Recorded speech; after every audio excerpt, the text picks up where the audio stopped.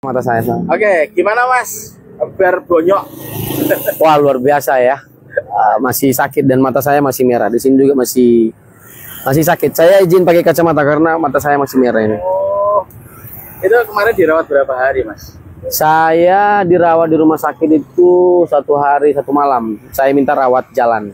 Oh gitu. Jadi besoknya masih tetap kontrol. Oke, kronologi bisa sampai bonyok itu gimana kemarin, Mas? Intinya gini, saya dijebak oleh mereka ya, karena pada pukul 13.15 itu saya posisinya masih di gedung DPRD mengikuti rapat paripurna hak angket dan pembentukan pansus terhadap kebijakan Bupati Sudewo. Kemudian tidak lama ada teman saya, Korlap juga bernama Fajar itu memberitahukan saya bahwa dia mendapat informasi dari warga, ada warga yang ditangkap dan disekap polisi di kantor Bupati Pati di Pendopo, dalam Pendopo. Nah, mereka minta tolong untuk kita selamatkan. Tanpa berpikir panjang, kita tadi langsung menuju ke sana. Sampai di gerbang Pendopo, kami dibebaskan, diloskan. Tapi yang ngikut di belakang kami ditahan. Saya nggak perhatikan juga di belakang saya.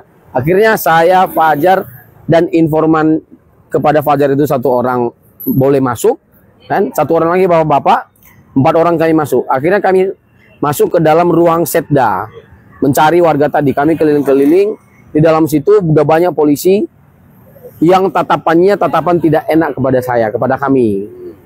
Nah, karena tidak ada kami temukan dan polisi pun juga bilang tidak ada di sini warga yang ditahan atau disekap. Akhirnya kami keluar dari ruang setda sampai di kaki 5. Udah berkumpul di situ sekitaran 15-an orang yang kami duga preman ya, karena berbaju biasa, ada bahkan tidak pakai baju, cuma celana. Preman yang kami duga keras itu udah disiapkan oleh Bupati Pati dan timnya. Kemudian tiba-tiba salah satu dari preman itu mengatakan ini provokator, ini bukan orang Pati, ini yang membuat Pati ricuh. Lah, tak coba ngambil KTP saya. Saya bilang saya ini sudah warga Pati dari tahun 2022. Kalau mau buktinya ini KTP saya. Ketika mau ngambil KTP tahan, saya langsung ditahan. Tiba-tiba dari belakang langsung ada pakai baju hitam lengan ini hitam. Langsung mempiting leher saya. Untungnya lepas kan. Untungnya bisa saya lepas dan saya berbalik badan untuk menyelamatkan diri bersama teman-teman tadi. Ya kan?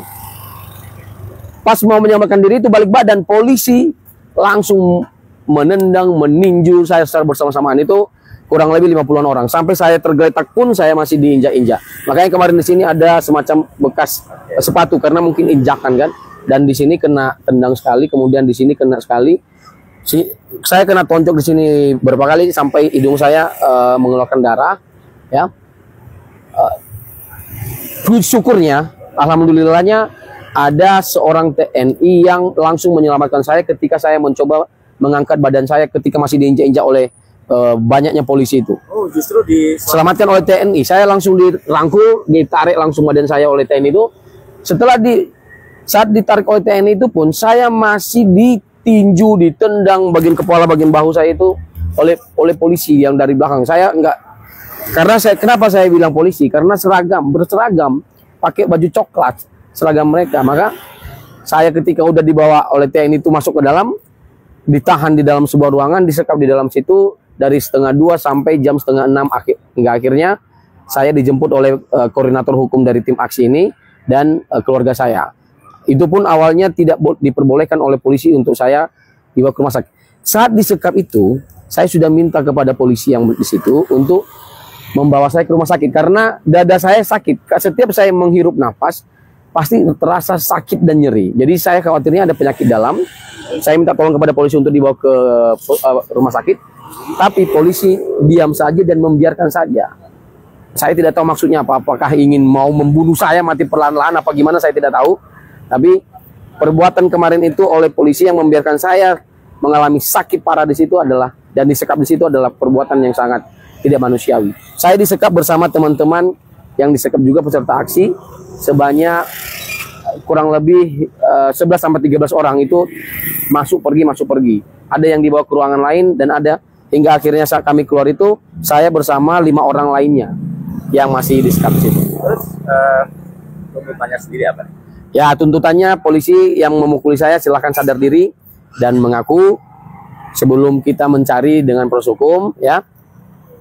Kemudian pertanggungjawabkanlah perbuatan secara hukum, dan harapan kita semoga tindakan-tindakan seperti ini tidak dilakukan lagi ke depannya, karena Masih ingat gak itu muka-mukanya? ya muka-mukanya kalau saya mungkin dipertemukan dengan mereka saya pasti ingat.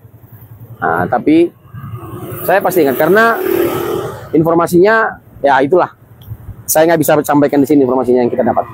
Terus sampai mana sekarang untuk tuntutannya biar lo sampai ke ranah hukum? Ya masih pasti akan kita proses hukum.